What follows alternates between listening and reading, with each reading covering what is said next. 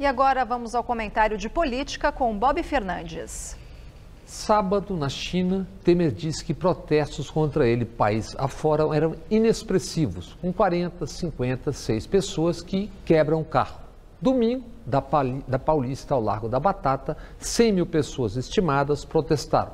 Coros de Fora Temer, golpista. Sem transmissão ao vivo, sem helicópteros desde cedo, sem catraca liberada e sem pesquisas.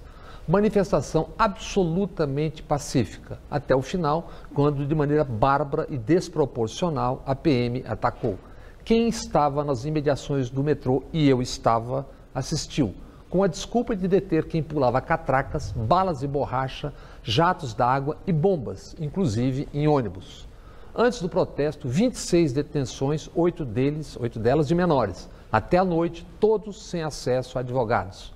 Black blocs ausentes até o final são justificativa para a repressão. Desde protestos contra o governo Dilma em 2013, black blocs sumiram das manchetes. Estavam de férias? Retornam só agora em meio à nova oposição?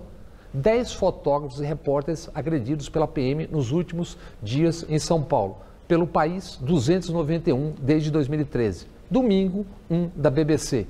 El País, agência Reuters, BBC, a mídia estrangeira está relatando essa violência.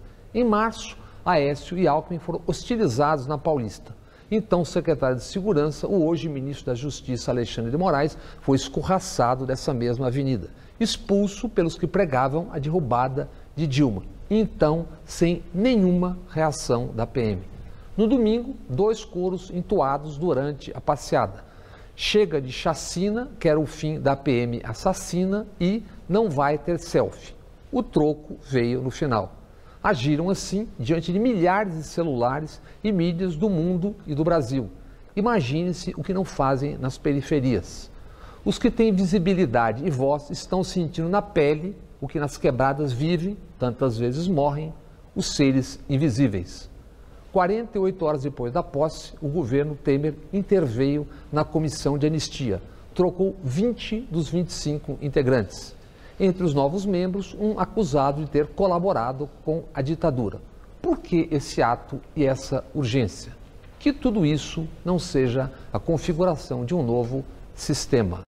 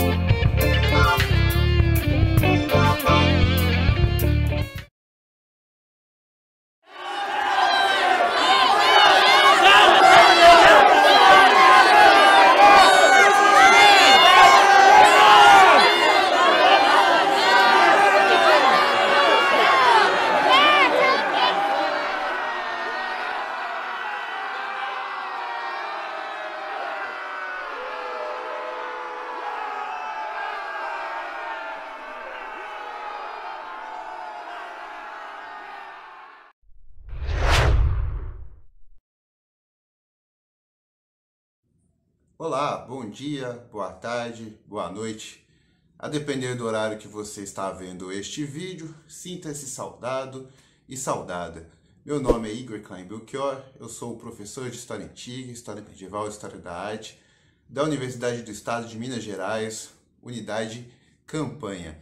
E este é o nosso segundo Viva Vox, no bom português, ou Viva Vox para os bons latinistas. Vamos conservar o português apenas porque é muito bom falar a nossa língua, né? Ficou ruim isso que eu falei, mas é bom que dá para cortar.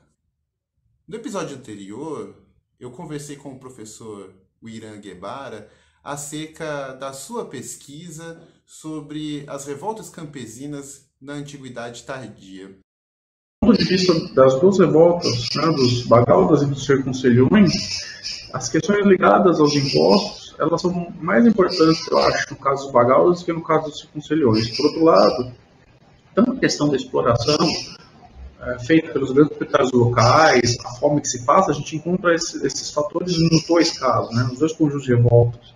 A gente encontra isso representado na documentação como um motivo alegado, né, porque a documentação ela é produzida pelas elites, falando mal dos revoltosos. Então, ainda assim, a gente consegue encontrar isso dentro da documentação, que é bastante interessante. A documentação ela permite a inferência das motivações.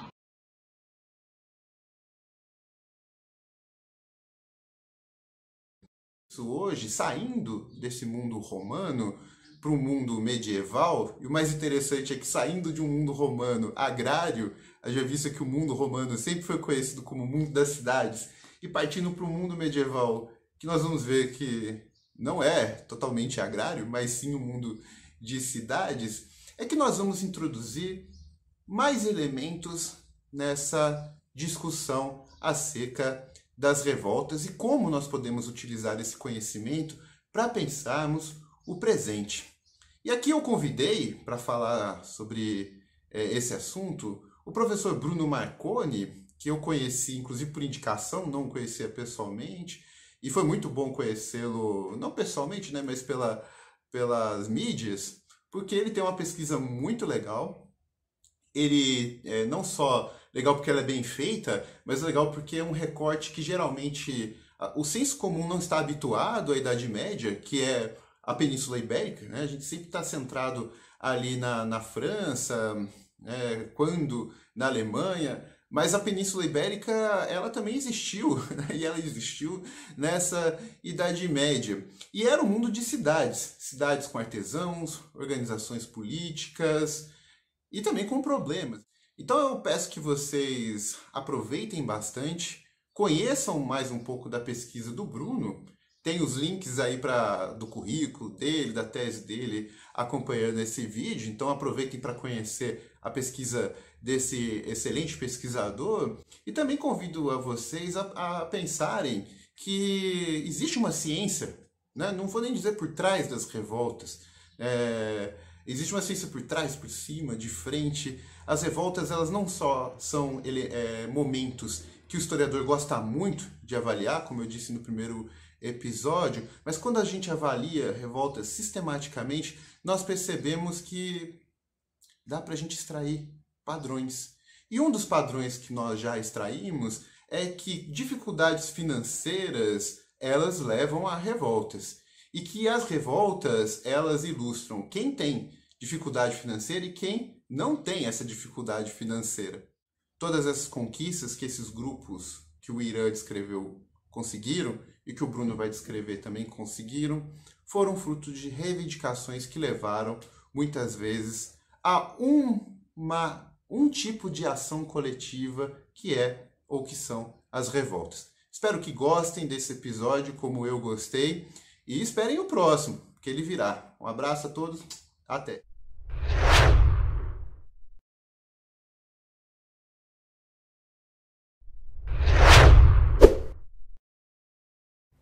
Olá! Primeiramente eu gostaria de agradecer o LEFAMA, Laboratório de Estudos e Pesquisa em História Antiga, Medieval e da Arte, e o professor Igor Belchior pelo convite para participar dessa entrevista. Meu nome é Bruno Marconi da Costa, eu sou doutor pelo Programa de Pós-Graduação em História Comparada da UFRJ.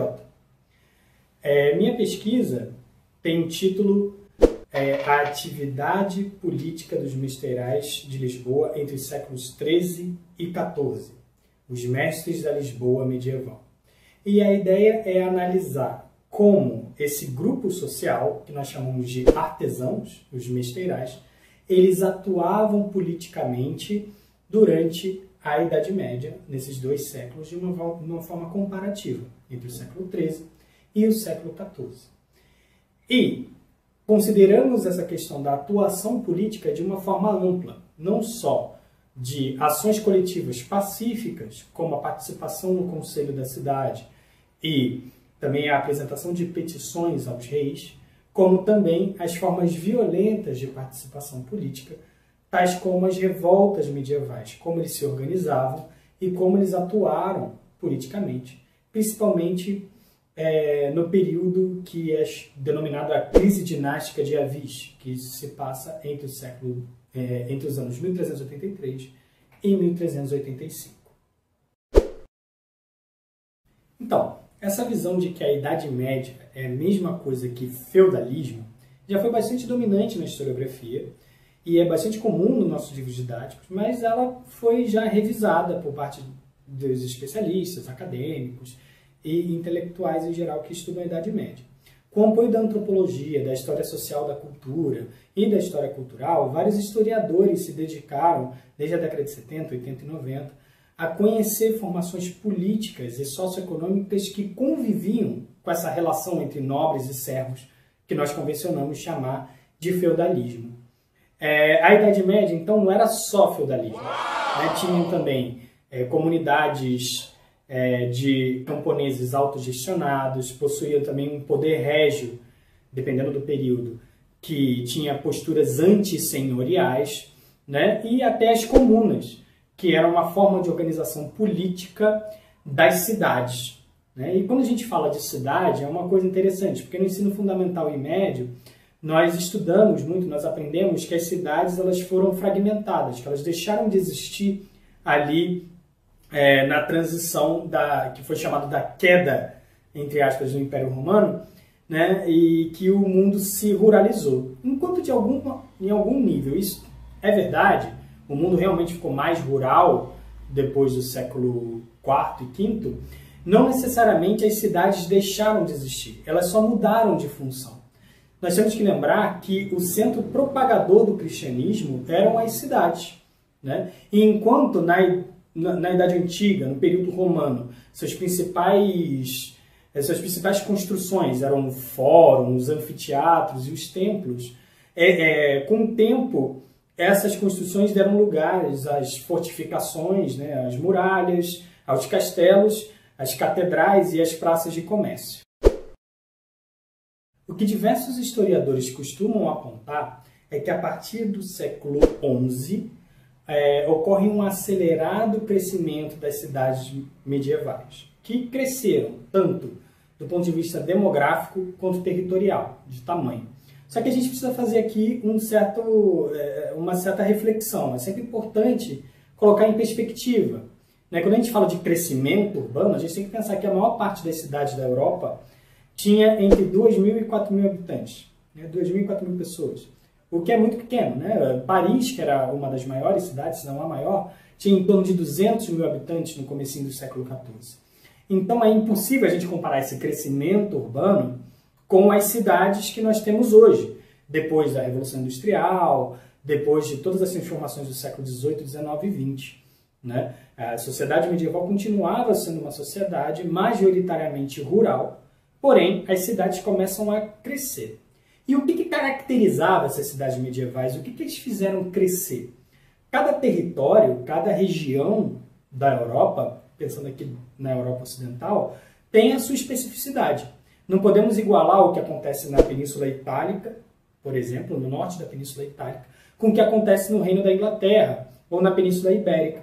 Apesar de ter alguns processos que ocorrem atravessando todo o Ocidente medieval, algumas cidades, por exemplo, foram fundadas com função de guerra, por estarem em fronteiras, outras foram fundadas por estarem em rotas comerciais, enfim, diversas cidades diferentes tiveram funções diferentes e que tiveram que fizeram parte desse boom, desse crescimento.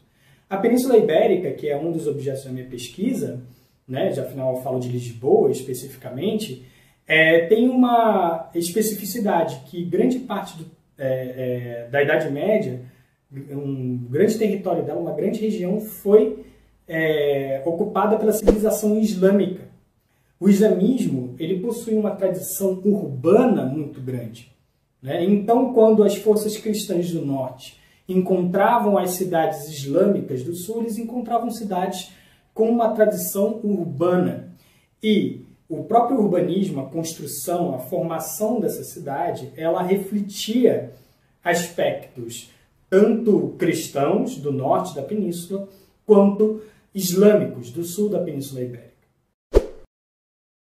O que nós podemos observar é que as cidades medievais possuíam uma animada e dinâmica vida social, com o surgimento de novos grupos sociais vinculados às novas atividades econômicas. Aqueles dedicados aos grandes comércios, que faziam comércios internacionais, o que nós chamaríamos de internacionais de longa distância, formaram verdadeiras oligarquias que dominavam politicamente essas cidades. Enquanto trabalhadores dos ofícios, que nós chamamos de artesãos, e que o termo medieval para essa palavra nós chamamos de mesteirais. Com essas novas formações sociais, surgem também novas formas de dominação, exploração, assim como estratégias de resistência, que podem ser cotidianamente silenciosas, aquelas micro-resistências diárias, como fugas, protestos, fugir de pagamento de impostos, violências pontuais contra autoridades, ou podem levar a ações coletivas mais organizadas, que no caso é o objeto da nossa entrevista aqui, as revoltas e protestos de ruas, chegando a criar verdadeiros exércitos daqueles que não têm nada, dos despossuídos. Os habitantes da cidade medieval ibérica possuíam diversas formas para hierarquizar socialmente seus habitantes. Existia uma divisão jurídico-militar, que era entre os cavaleiros, que nós chamamos de cavaleiros vilãos, que seria uma baixa aristocracia urbana, com privilégios que têm como função ir para a guerra, e por outro lado os peões, aqueles que não possuíam privilégio, que iam à guerra a pé e não tinham como função a guerra. Existia uma outra separação, uma outra hierarquização, que é relacionada à participação no poder político. Nós ouvimos sempre na escola a palavra homem bom, né? Os homens bons de uma determinada cidade são aqueles que são a elite, aqueles que dominam o jogo político da cidade, que têm todos os direitos de governar. Existiam os vizinhos, aqueles que habitavam e possuíam um certo grau de cidadania, e os moradores, muitas vezes estrangeiros, que vinham de fora e habitavam a cidade e que possuíam cidadania mais reduzida. Do ponto de vista socioeconômico, a Idade Média também tinha alguns termos. Em Portugal, costumamos dividir entre os maiores, os mais ricos, os mais poderosos, os meiaus, ou também uma palavra que é meio pejorativa hoje em dia, mas que são os medíocres, aqueles do meio, e os menores, os mais pobres. Quando nós nos referimos aos mesteirais, aos artesãos, geralmente eles estão localizados nessa camada do meio, são os meiaus.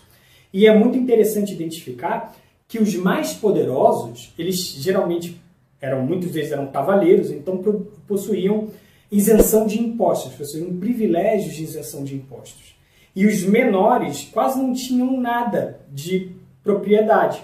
Enquanto essas pessoas que estavam no meio, os meiaus, que eram pequenos proprietários de terra e artesãos, costumavam ter uma certa autonomia econômica e, portanto, eles é que tinham toda a carga tributária dos concelhos e das cidades sobre eles. Então, eles é que pagavam os impostos. Quando falamos de revoltas e quem eram os revoltosos, geralmente nós nos dedicamos ao século XIV, que foi um período de grande crise na Europa Ocidental. As três grandes revoltas, geralmente abordadas com mais intensidade pela historiografia, são, como revoltas populares, né, são a Jacquerie, na França, no Reino da França, em 1352, a Revolta dos Chiompi, em Florença, e o Levante Camponês Britânico, na Inglaterra, de 1381. Porém, uma série de outras revoltas aconteceram não só no século XIV, como antes e depois. A região das Flandres, por exemplo, foi chamada de o paraíso das revoltas sociais, de acordo com o historiador Leon Vanderkind. Algumas delas são de uma categoria específica, outras do conjunto dos artesãos de uma determinada cidade, e outras ainda resultado de uma aliança entre grupos populares e as oligarquias contra autoridades nobiliárquicas e régias. As revoltas que eu tratei na minha pesquisa, as que aconteceram no Reino de Portugal, são tipicamente urbanas e registradas por documentos arquivísticos da chancelaria e em algumas crônicas posteriores, medievais mesmo. Devido a uma série de motivações, os mesteirais criaram uma série de uniões populares espalhadas por todo o reino, que se posicionavam contra o rei, distribuídos por todo o período do reinado de Dom Fernando. Uma delas, narrada por Fernão Lopes, reuniu uma série de mesteirais. O cronista aponta um número de 2.000, mas com certeza é equivocado, liderados por um alfaiate chamado Fernão Vasques, nas portas do Paço Régio de Lisboa em 1372, pedindo o cancelamento do casamento régio entre Dom Fernando e Dona Leonor Teles. O momento do auge dessas revoltas em Portugal foi o período do interreino, a crise dinástica, entre 1383 e 1385, que chegou a ser chamado por alguns historiadores, mais da tradição marxista, de Revolução de Avis. Em resumo, Dom Fernando, depois de uma série de guerras com Castela, morre em 1383 sem deixar herdeiros homens. E sua filha, devido a uma série de tratados, era casada com o rei Dom Juan de Castela. A rainha regente, Dona Leonor Teles, queria garantir a sucessão da sua filha, enquanto a população de Lisboa e de diversas cidades, a Raia Miúda, elegeu o bastardo do rei, Dom João Mestre de Avis, como regedor e defensor do reino.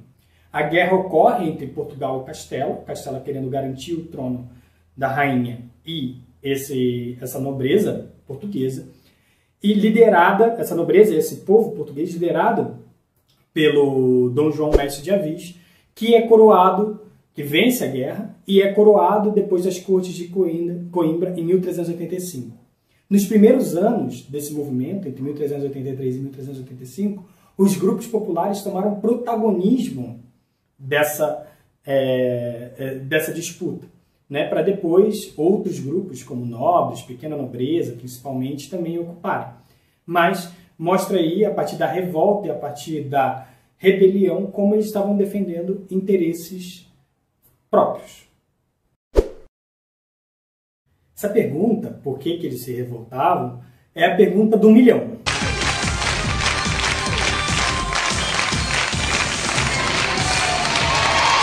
Muito obrigado.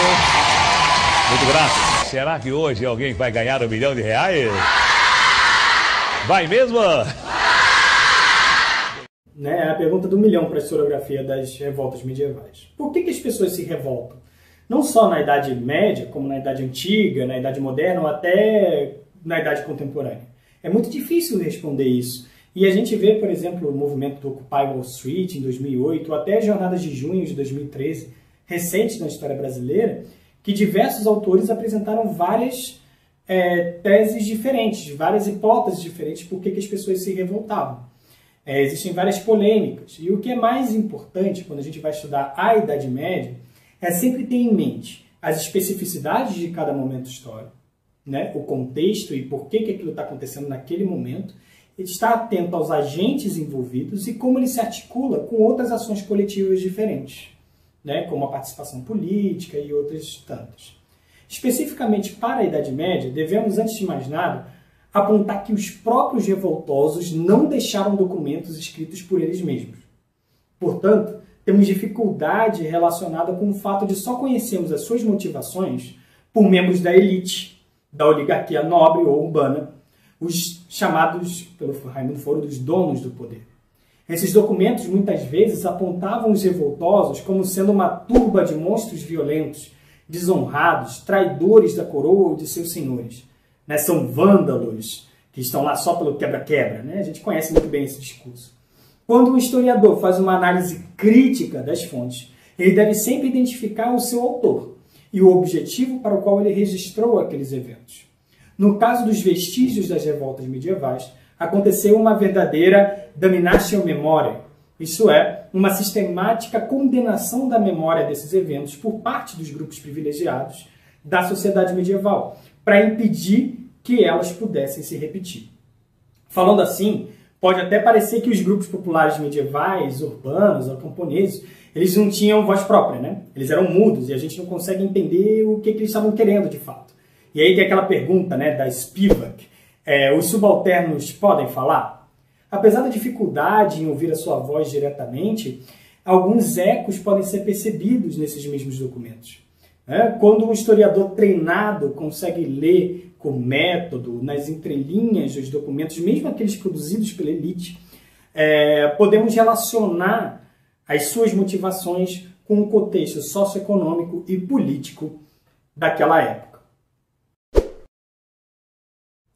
Apesar de várias revoltas terem acontecido entre os séculos X e XIII, temos alguns exemplos, como uma em Normandia em 996, ou no ano de 1111 em Coimbra, a época em que as revoltas explodiram de fato foi o século XIV.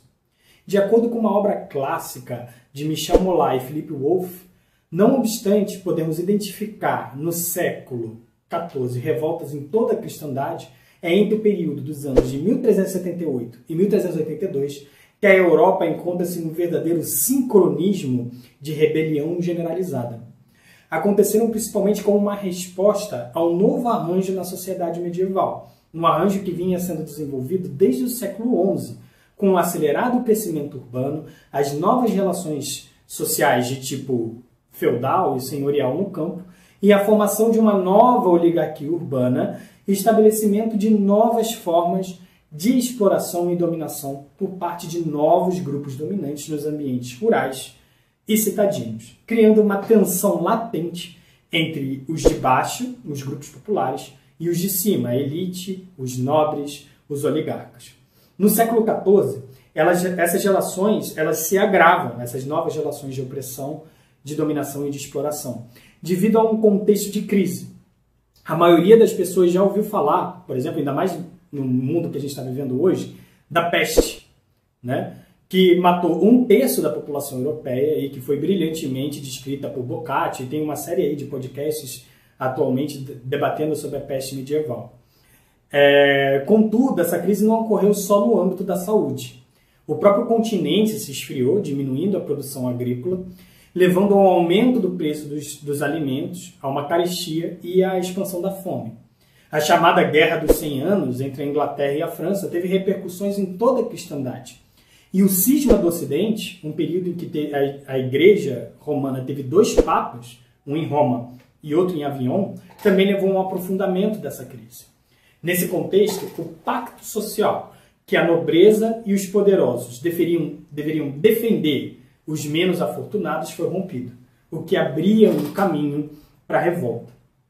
Como resposta à queda de arrecadação, afinal tinha menos gente e esses nobres tinham menos pessoas para explorar e diminuiu a sua arrecadação, os grupos dominantes resolveram aumentar a exploração sobre os grupos populares, principalmente elevando impostos.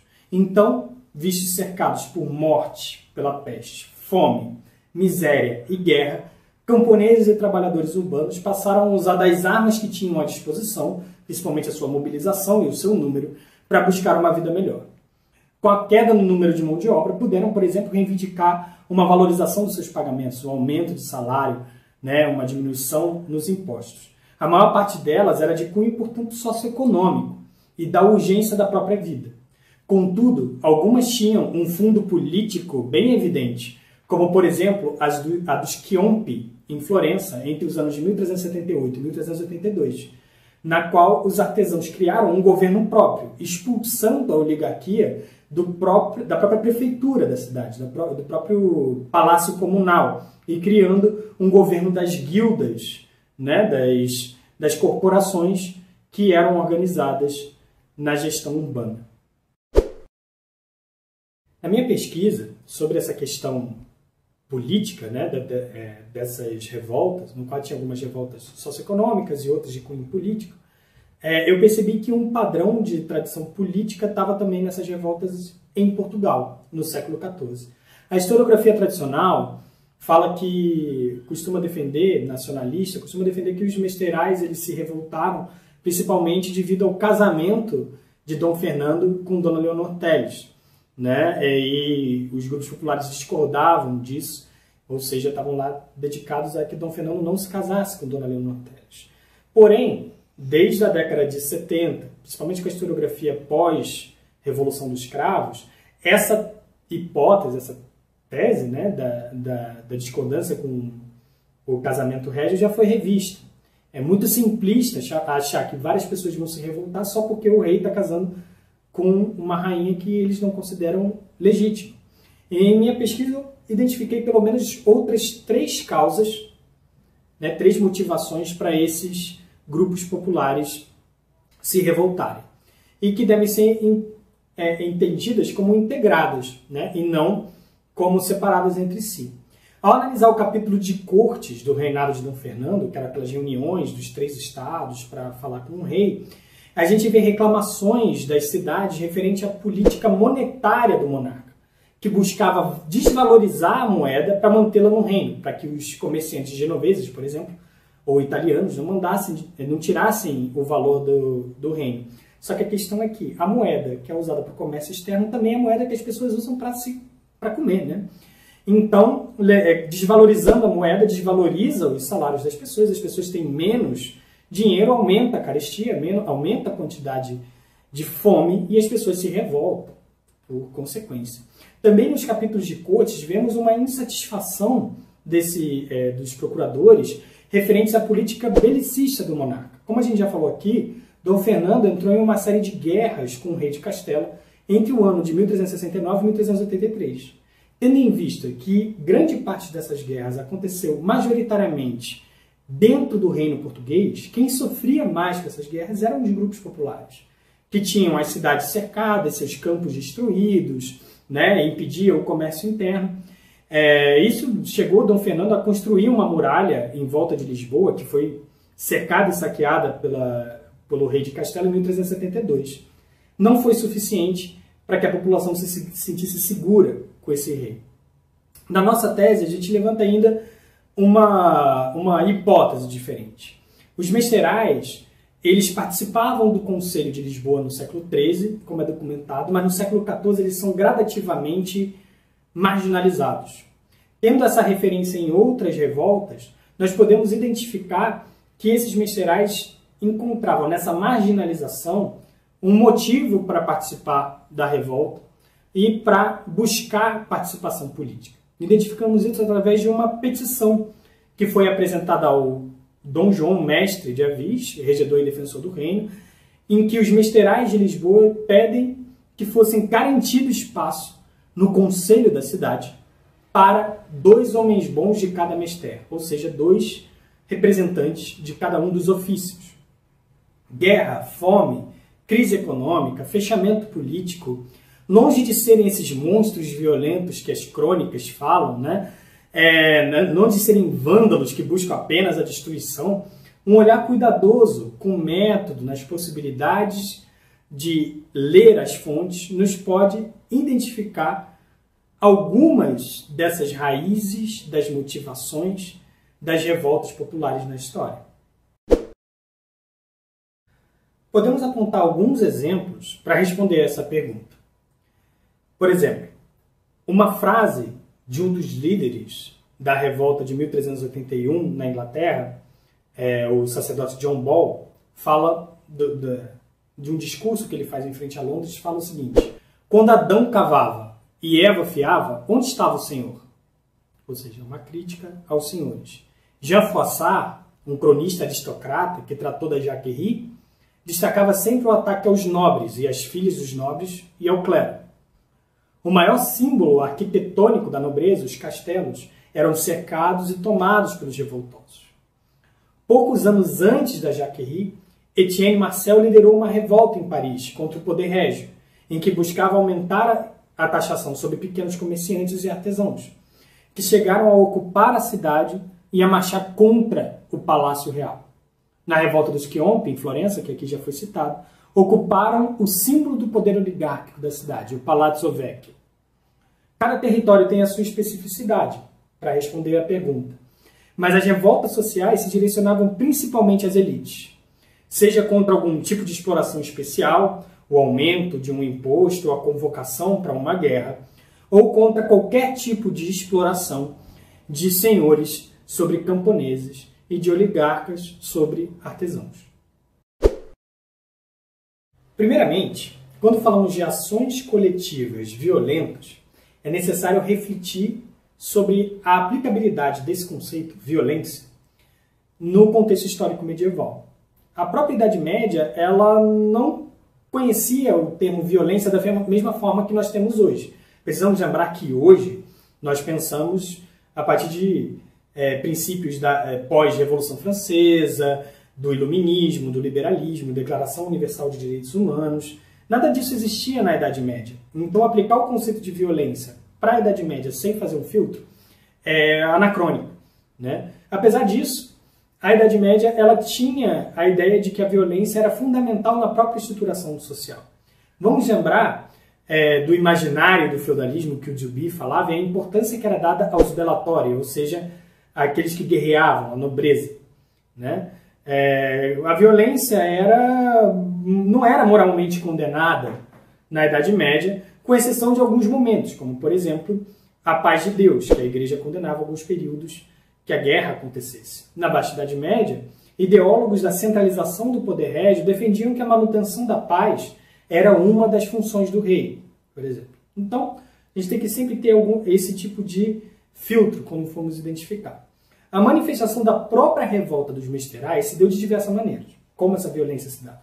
Sejam protestos urbanos, pegando em armas e cercando castelos, seja na criação de verdadeiros exércitos de camponeses, como na Jaquerie, até resistências locais cotidianas. Eu resgato aqui um dos eventos descritos por Fernão Lopes em sua crônica de Dom João. Quando os mesteirais de Lisboa ocuparam as ruas da cidade, invadiram a Catedral de Lisboa e defenestraram o bispo, jogaram ele pela janela, que morreu na queda da rua. O motivo, alegado pelo cronista, é que, em meio ao cisma do Ocidente, esse bispo era a favor do Papa de Avignon e era conhecido pela população de Lisboa como cismático, ou seja, contra o Papa de Roma.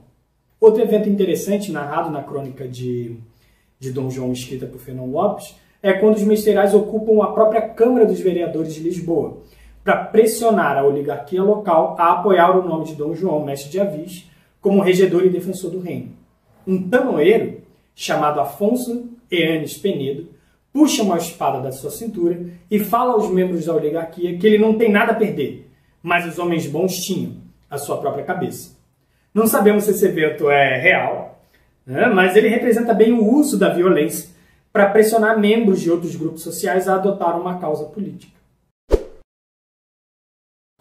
Então, em primeiro lugar, as pessoas costumam considerar os grupos populares como manipulados, ou como ignorantes, ou que não conhecem muito bem o que eles estão fazendo, né? Que estão sempre sob interesses de outras pessoas, né? Que estão uma parte da elite, que está enfrentando outra elite, e isso não é verdade. Os grupos populares possuem sua própria cultura, sua própria forma de enxergar o mundo, sua própria concepção de política, e eles atuavam coletivamente em busca dessa concepção política deles, né? Muitas vezes nós também pensamos o quanto é difícil identificar isso na historiografia e nos documentos da época, mas com um olhar treinado, metodologicamente amarrado e com o arcabouço teórico propício a enxergar, e mais do que enxergar, a ouvir as vozes desses grupos historicamente silenciados, nós conseguimos construir uma interpretação histórica em relação a isso. Uma outra questão é que me parece que faltam novas pesquisas sobre as revoltas medievais, somente aqui no Brasil, quando a gente pensa que nós vivemos revoltas no século XXI, aqui e no mundo inteiro, né? E geralmente novos contextos históricos levantam novas perguntas e que levam a novas interpretações e novas respostas. Então eu convido quem estiver assistindo esse vídeo a vir pesquisar sobre as revoltas medievais em toda a Europa, não só na Europa, como no Mediterrâneo, numa ideia de história global, o que você quiser o que te aproximar, mas que precisamos de novos olhares, de novas formulações, de novas reflexões, né? E, por fim, eu acho que isso é um pouquinho a função do historiador. A história dominante, a história da elite, a história da oligarquia, a história dos grupos senhoriais, ela já é conhecida, ela está nos nossos livros didáticos, a gente vê na televisão, a gente vê em série, em filme. É um pouquinho a função desse historiador comprometido com a pluralidade de vozes na história, fazer o que o Walter Benjamin chamava de pentear a história contra pelo, dar voz a esses que são historicamente silenciados, né? É um pouquinho da pesquisa, um pouquinho do que eu tentei fazer na minha pesquisa de doutorado, e eu convido quem quiser para buscar a minha tese, para dar uma lida e fazer as críticas necessárias que foram feitas, que possam ser feitas, né? E agradeço imensamente a oportunidade de estar aqui apresentando um pouquinho da minha investigação, e espero vocês na próxima.